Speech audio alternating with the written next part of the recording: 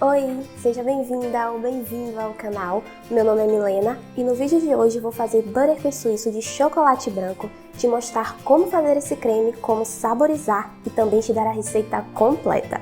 E se você, assim como eu, gosta de fazer decorações perfeitas com vários tipos de sabores na cobertura e com todos os detalhes do jeito que foi planejado, esse vídeo é para você, então assiste até o final que você vai gostar. Então vamos para a receita.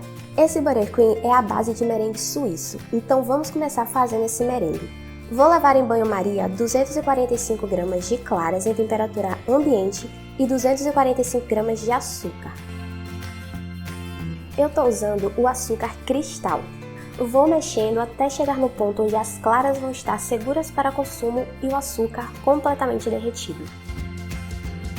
Quando a sua calda começar a espumar e você vê que o açúcar já derreteu por completo, escorre do fouet e ela já está líquida, então sua calda está no ponto correto para fazer o merengue. E para saber se o açúcar já derreteu, você pode pegar um pouco dessa calda com a colher e sentir ela com os dedos. Se não sentir nenhum gruminho de açúcar, ele já derreteu. E não se preocupe em encostar na calda, porque ela não vai estar quente ao ponto de queimar os seus dedos. Então, com a calda no ponto, coloco ela na batedeira e vou bater em velocidade alta até esfriar e formar o merengue. O ponto do merengue é o ponto de pico firme. Chegou no ponto, volto a bater em velocidade baixa e vou adicionando 550 gramas de manteiga sem sal aos poucos. E para o buttercream você precisa usar a manteiga de tablete, onde o único ingrediente dela é o creme de leite. Essa é a manteiga ideal para fazer essa cobertura.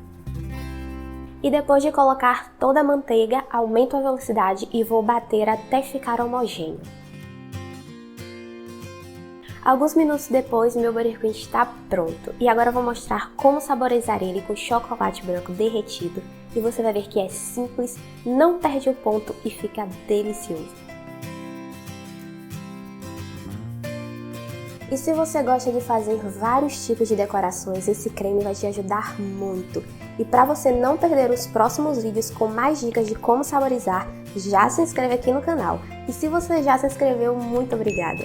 Então eu derreti o meu chocolate branco, deixei ele esfriar, ficar morninho e coloquei no meu buttercream já pronto e vou bater novamente na batedeira com um batedor raquete só para misturar.